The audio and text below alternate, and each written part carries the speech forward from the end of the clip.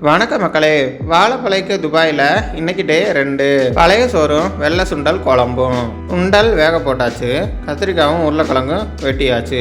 வெந்துக்கிட்டே இருக்க சுண்டலில் தூக்கி போட்டு மூடியாச்சு. வெள்ளைப்பூடை எடுத்து வச்சு வெங்காயத்தை கழுவி வச்சு கச்சக் கச்சக் கச்சக் கச்சக்குன்னு வெட்டியாச்சு.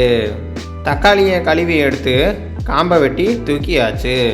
தட்டி எடுத்து அடுப்பில் வச்சு சோம்பு சேர்த்து ஒன்றா போட்டாச்சு. 4 கிண்டு கிண்டி விட்டு உப்பு கொஞ்சம் போட்டாச்சு.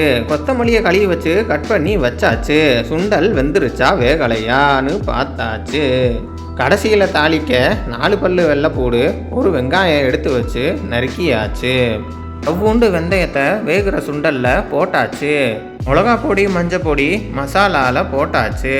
கழுவி எடுத்த மிக்சி ஜாரில் ஒன்றா சேர்த்து கவுத்தாச்சு. மூடி ஜாரை தூக்கி கதவை திறந்து மிக்சியை எடுத்தாச்சு. பிளக்கை மாட்டி சுவிட்சை போட்டு 4 அடி அடித்தாச்சு. இதுதான் ஜிபாஸ் மிக்சி. 50 கிராமுக்கு ஆஃபரில் வாங்கினது. அடிச்சுக்க ஆளே இல்லை, நான் மட்டும்தான் இருந்தேன். மசாலா ரெடி ஆகிருச்சு, தூக்கிட்டு கிளம்பியாச்சு. சுண்டல் வெந்திருக்கா வேகலையா? வேகலை.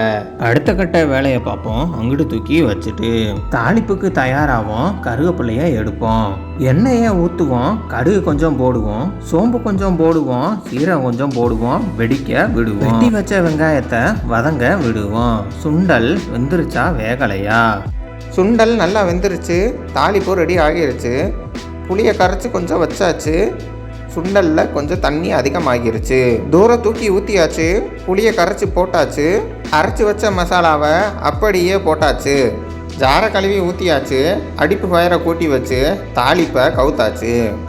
கொத்தமல்லியை எடுத்து போட்டு சுண்டல் குழம்பு வேலையை முடிச்சாச்சு. எல்லாத்தையும் கழுவி வச்சு குழம்ப ஒரு கிண்டி விட்டு போக போகிறேன் டாய்லெட்டு.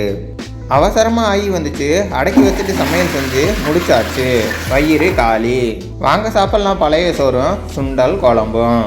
குழம்பு பார்க்க நல்லா இருக்குது, சாப்பிட்டாதான் தெரியும் சுவை எப்படி இருக்குன்னு. சுண்டல் நல்லா வெந்துருச்சு, பிணைஞ்சு வாயில் வச்சாச்சு. சுவை சுமார். உங்கள் மதிய சாப்பாடு என்னான்னு கமெண்டில் சொல்லுங்கள். லைக் பண்ணுங்கள், சப்ஸ்கிரைப் பண்ணுங்கள். டாட்டா பாய் பாய்.